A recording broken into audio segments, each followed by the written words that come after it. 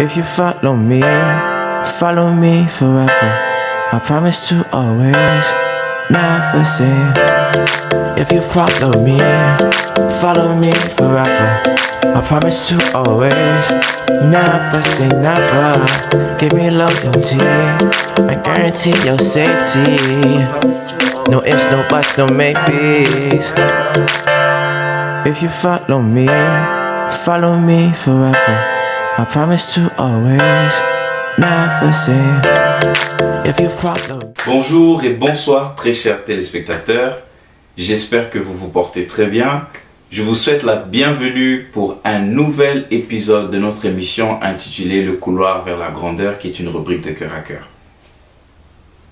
Alors, aujourd'hui nous avons comme focus un épisode qui est centré sur un personnage que je trouve exceptionnel, une histoire qui pourra vous édifier et beaucoup vous bénir. Mais avant que nous puissions aller plus loin, je vais vous demander de prendre quelques instants, de partager le lien, d'inviter vos proches aussi afin qu'ils puissent se connecter pour qu'ils puissent bénéficier de cette belle histoire. Je vous donne quelques minutes pour le faire, ensuite je serai de retour avec vous.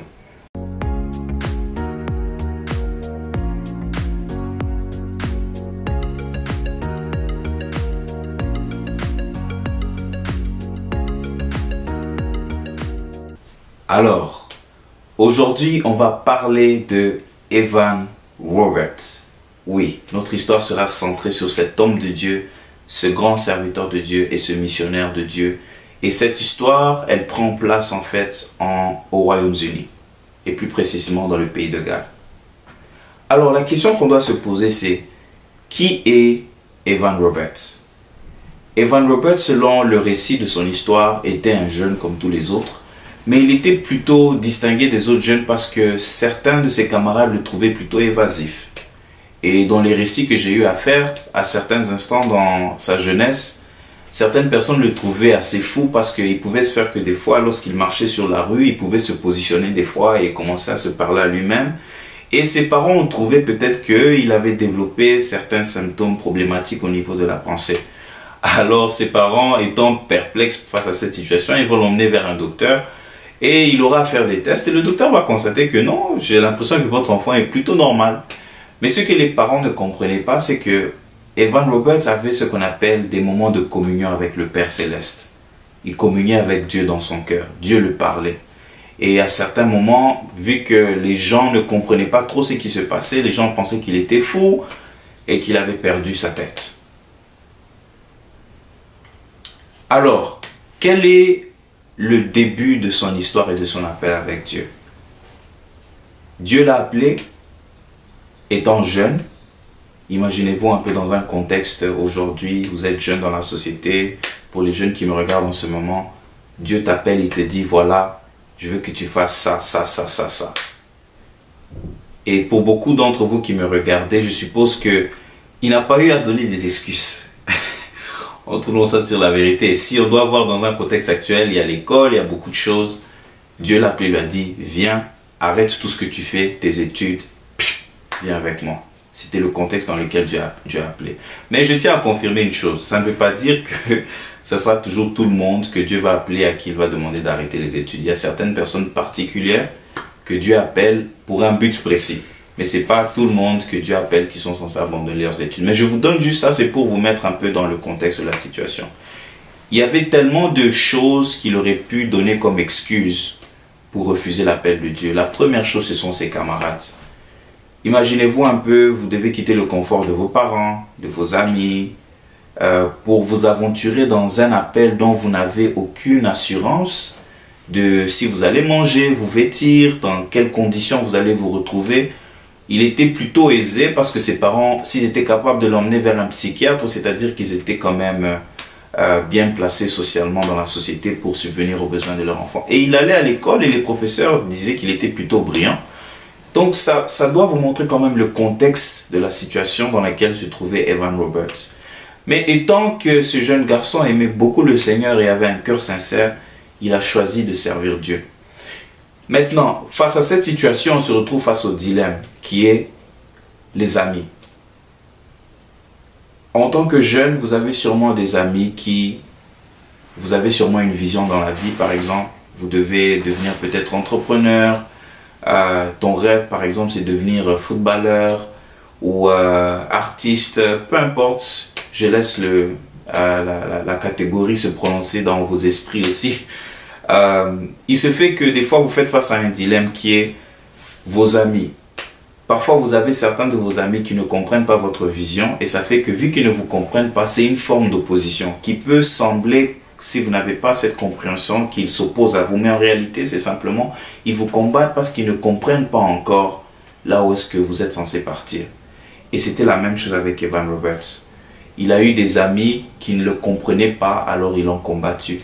Mais comme dans toute histoire de nos relations amicales, il y a toujours des Jonathan et il y a aussi des Judas. Les Jonathan sont ceux qui peut-être au départ ne vous comprennent pas en tant que tels, mais choisissent de faire confiance parce qu'ils sont capables de reconnaître en fait Dieu opérer dans une personne. Et Evan Roberts avait des amis qui étaient capables, des Jonathan si je dois dire ça de cette manière, qui étaient capables de reconnaître en fait Dieu, l'appel de Dieu sur sa vie. Et même s'ils ne comprenaient pas à 100%, ils ont choisi de le suivre. Alors, c'est ainsi que le ministère de Evan Roberts a commencé. Et Evan Roberts a commencé à tenir des meetings de réveil, c'est-à-dire qu'il se retrouvait dans une pièce et tout ce qu'il faisait, c'était simplement adorer le Seigneur. Et de temps à autre, Evan Roberts aussi se tenait devant la chaire pour enseigner la parole de Dieu. Alors, c'est ainsi que le ministère d'Evan Roberts va commencer. Et Dieu étant fidèle, comme il nous dit dans sa parole, que la terre et tout ce qu'elle renferme lui appartiennent. Demandez-moi les nations et je vais vous les accorder. Et Dieu a commencé à faire quelque chose de fort avec Evan Roberts à un niveau où est-ce que, vous savez, dans certains pays islamiques, qu'est-ce qui se passe? C'est que quand vous avez des jours où c'est le jour de la mosquée, tous les travaux se ferment pour que toutes les personnalités, les citoyens, disons, doivent tous aller vers la mosquée. Maintenant, imaginez-vous un peu dans un contexte ici canadien, pour ceux qui me regardent qui sont au Canada, avec les musulmans et différentes sortes de religions. Evan Roberts, à cause de ces meetings de réveil, ça avait atteint un paroxysme où tout le monde de toutes sortes de religions devait arrêter le travail simplement pour venir se présenter dans ces meetings-là afin qu'ils puissent voir la manifestation de Dieu. Et c'était exceptionnel ce qui se passait dans ces meetings. Il y avait la présence de Dieu qui se manifestait, des personnes étaient touchées, des personnes pleuraient, Dieu se manifestait dans ces meetings-là et Dieu se glorifiait. Et ça a fait que la popularité d'Evan Roberts a commencé à augmenter. Mais quelque chose qu'on a constaté dans le caractère d'Evan Roberts, comme il y a cette phrase qui dit dans le monde que à toute gloire que l'on expérimente, il y a aussi des mauvaises choses qui s'accompagnent, des bonnes et des mauvaises choses qui s'accompagnent avec la gloire. Et Evan Roberts, c'était un jeune serviteur de Dieu qui aimait vraiment le Seigneur. Il était très humble parce qu'il savait s'effacer. Par exemple, lorsqu'il y avait des meetings, quand il était censé partager la parole de Dieu, et qu'il sentait que le Saint-Esprit faisait quelque chose, il apprenait à s'effacer complètement, laisser le Seigneur faire ce qu'il avait à faire. Mais cela aussi reflétait aussi une faiblesse dans sa personnalité. Et cela va causer sa chute dans les années à venir. Et ceci aussi, ça ouvre une porte aussi pour nous démontrer aussi que Evan Roberts avait un problème aussi dans son caractère. Et il ne savait pas s'affirmer en tant que personne. Et c'est quelque chose que depuis son enfance, certains de ses amis trouvaient qui était un peu problématique. C'est vrai qu'il était un jeune serviteur de Dieu, mais il avait un problème de personnalité, de s'affirmer en termes. Et c'est une caractéristique qui est très importante, surtout quand vous êtes appelé à être un leader, vous devez savoir vous affirmer, vous imposer. Mais c'est quelque chose qu'il n'avait pas. Et qu'est-ce qui va se passer au courant de son ministère, de sa marche avec Dieu? Il va rencontrer une servante de Dieu. Selon le récit de l'histoire, je ne sais pas vous dire réellement si elle était vraiment servante de Dieu ou non, mais vu qu'elle va venir dans la vie d'Evan Roberts, et comme ce jeune garçon n'avait pas de mentor, elle va se présenter comme une sorte de mentor pour Evan Roberts. Mais vu qu'elle n'était pas la mentor qu'il fallait pour lui, elle a apporté ce qu'elle avait. Et qu'est-ce que ça fait? Ça a dérouté Evan Roberts. Et qu'est-ce qui s'est passé? C'est qu'elle va commencer à lui bourrer certaines pensées. Et la première conséquence sera qu'il va couper tout contact avec sa famille.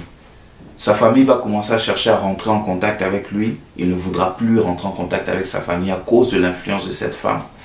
Et la deuxième conséquence qui va se passer, c'est que vu que cette femme était plus intéressée par ce que Dieu faisait dans ce meeting et non pas de cet enfant, ce jeune garçon qui lui était soi-disant confié de cette manière, il va se retrouver qu'il aura des meetings successifs de 48 heures, 20 heures, et au bout d'un moment donné, il va s'évanouir lors d'un meeting et il va décider de prendre du repos. Et ce n'est qu'à ce moment-là qu'il pourra recontacter sa famille. Et après cet épisode, cette femme va continuer à lui bourrer des idées. Et qu'est-ce qu'elle va se passer à un moment donné? Elle va le faire croire que son appel n'est plus dans la ville où il se retrouvait. Il devait partir ailleurs. Que Dieu l'avait appelé à prêcher l'évangile, à aller dans d'autres contrées, gagner d'autres nations. Alors que Dieu avait appelé Evan Roberts dans cette région galloise. Et c'est là que Dieu avait prévu de faire quelque chose. Et Evan Roberts, manquant de sagesse sur cette situation, il va écouter le conseil de cette femme. Et c'est là qu'il va quitter l'appel de Dieu. Il va se détourner de cet appel, de la place où Dieu l'avait placé, à cause d'une mauvaise voix que je crois dans ma part qu'était la voix de Satan. Comme Jésus dans les récits de la Bible, Jésus, c'était prévu par Dieu qu'il puisse mourir. Mais Pierre viendra et dira, non maître, comment tu peux nous dire que tu ne vas pas mourir? Ce n'est pas normal, pourquoi tu veux partir? Jésus a reconnu que ce n'était pas Pierre, mais c'était le diable. Et il a directement adressé ça. Et je pense que pour le cas d'Evan Roberts, il n'était pas capable de reconnaître que cette femme, qui soi-disant se présentait comme un mentor, en fait ce n'était que le diable qui utilisait cette femme pour les détourner en fait de son chemin. Et c'est comme ça qu'il va se retrouver à aller quelque part d'autre et il sera incapable de réaliser l'appel de Dieu pour sa vie. C'est vraiment dommage.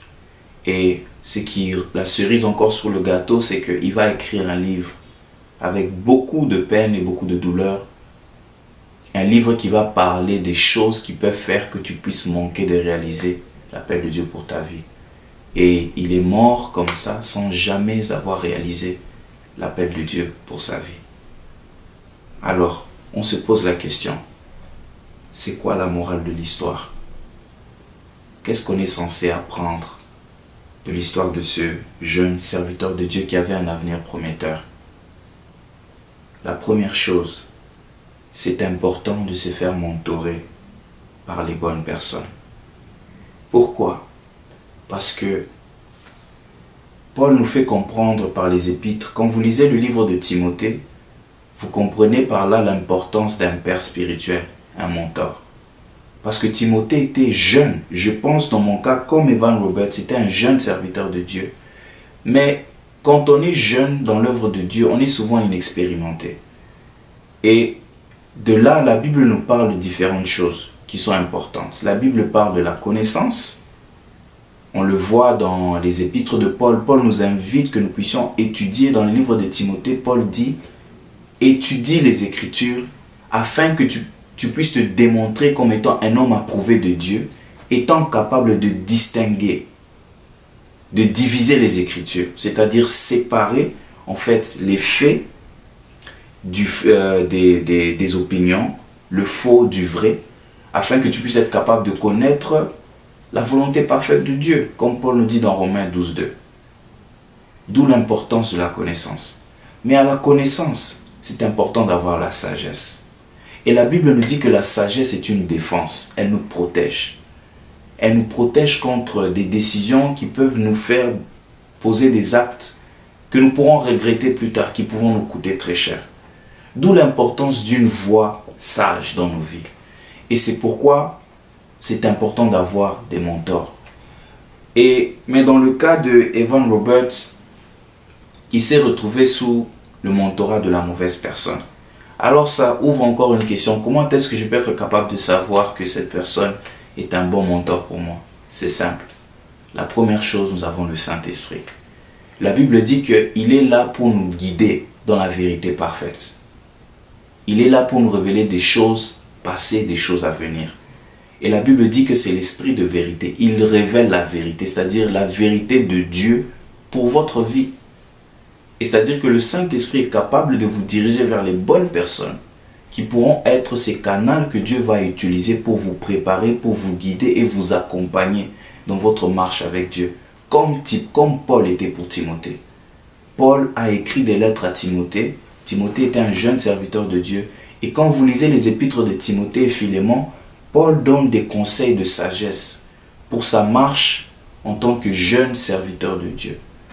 Et grâce à ça, aujourd'hui on a Timothée qui fait partie d'une des références des jeunes serviteurs qui ont réussi dans leur service du Seigneur à cause du mentorat. Donc ça, c'est très important pour nous d'avoir des mentors. Et la deuxième chose qu'on tient à retenir de l'histoire, c'est les relations. C'est très important de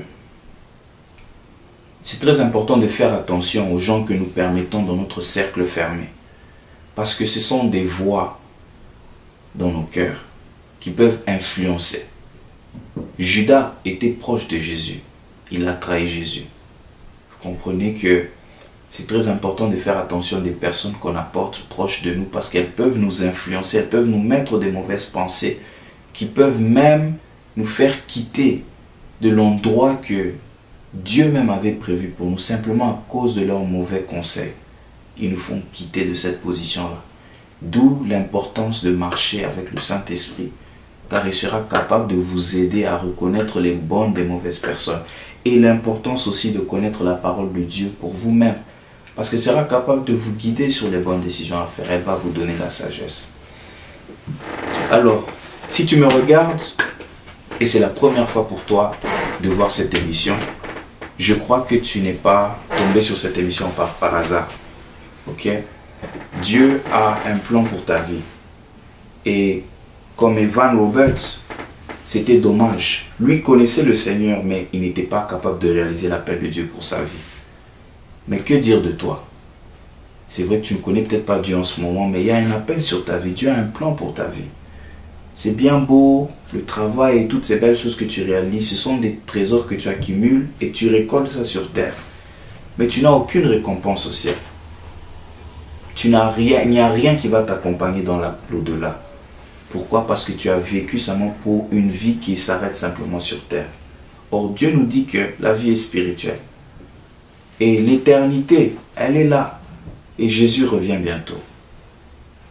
Si tu n'es pas trop sûr d'où est-ce que tu vas aller après la mort, ou bien quand Jésus-Christ va revenir, c'est simple. Tu peux l'accepter aujourd'hui. Et ce n'est pas compliqué. Il dit dans sa parole que je suis le chemin, la vie et la vérité, et que nul va au Père sans passer par moi.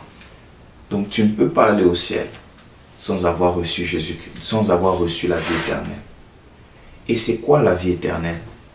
La vie éternelle, ce n'est pas seulement le fait qu'on aille au ciel, mais la vie éternelle, c'est la vie de Dieu que tu reçois dans ton esprit. Et cette vie, elle commence dès que tu reçois Jésus-Christ et tu la vis d'abord sur terre. Et ce que tu vas faire avec cette vie que tu auras reçue ici, les récompenses vont t'accompagner de l'autre côté. Et pour recevoir Jésus, ce n'est pas compliqué. Des fois, on pose des questions. Qu'est-ce que ça veut dire recevoir Jésus? En réalité, ce que tu reçois, c'est la vie de Dieu. Jésus-Christ est au ciel, n'est-ce pas? C'est la vie de Dieu que tu reçois. Mais pour le recevoir, quand on dit confesser Jésus, des fois, certaines personnes ne comprennent pas ce que ça veut dire. Un petit exemple. Quand vous allez assister à un mariage, ok? Pour que le mariage soit approuvé devant l'homme de Dieu et l'audience, il faudrait que des personnes puissent parler. Ok? Ça légalise en fait l'institut qui est le mariage. Elle est légalisée par des paroles. C'est-à-dire que quand on parle, on sait établir cet institut du mariage qui certes est fait sur papier, mais elle doit être faite ouvertement avec l'approbation des deux individus via leurs paroles. C'est la même chose. Quand tu confesses Christ comme Seigneur et Sauveur, ce qui se passe, c'est quoi? C'est que tu reconnais l'œuvre qu'il a accomplie pour toi sur la croix. Parce que la Bible dit que nous avons tous péché et été disqualifiés pour la vie éternelle. Quand tu confesses Christ, en fait, tu acceptes ce qu'il a fait pour toi sur la croix au travers de sa mort et sa résurrection. et automatiquement ça te qualifie pour cette vie éternelle, cette communion avec Dieu, cette unité avec le Seigneur, unité avec le Saint-Esprit, et tu nais de nouveau. Alors si je veux t'inviter à recevoir ce Jésus, ce n'est pas compliqué. La Bible dit que c'est en croyant du cœur qu'on parvient à la justice et en confessant de la bouche qu'on parvient au salut. Alors si tu veux recevoir ce Jésus-Christ, je vais t'inviter à répéter cette prière après moi. Seigneur Jésus-Christ, je crois que tu es mort pour mes péchés et que tu es ressuscité le 3e jour pour m'apporter la vie éternelle. Merci de m'avoir sauvé. Ma vie t'appartient. Je suis né de nouveau. Merci de m'aimer, Seigneur. Merci parce que j'ai la vie éternelle. Dans le nom puissant de Jésus-Christ. Amen. Je veux te souhaiter la bienvenue dans la famille des saints. Tu es né de nouveau. Il y a un changement qui vient de se passer. Et tu viens de recevoir Jésus-Christ comme Seigneur et Sauveur. Alors, je vous souhaite la bienvenue dans la famille chrétienne. Et maintenant que vous venez de le recevoir, c'est très important pour vous de vous familiariser avec cette nouvelle vie chrétienne, cette nouvelle marche que vous avez entamée avec le Seigneur. La Bible nous dit que, au travers des épîtres de Paul, il nous fait comprendre que la vie chrétienne, elle est reliée à la connaissance. De la même manière que pour votre travail, pour être capable d'opérer dans une certaine fonction, vous devez être éduqué. C'est une nouvelle vie. Vois-toi comme un enfant qui vient de naître et tu dois repartir de zéro. C'est ça la vie chrétienne. Mais pour t'aider, j'ai quelque chose de spécial pour toi. Ça s'appelle la Rhapsodie des réalités. C'est un dévotionnel que moi, personnellement, même maintenant que je suis né de nouveau, je continue de méditer ça. Et ça va t'aider à comprendre cette vie chrétienne, à découvrir ton identité en tant qu'enfant de Dieu. Et ça va t'apprendre aussi la practicalité de la parole de Dieu.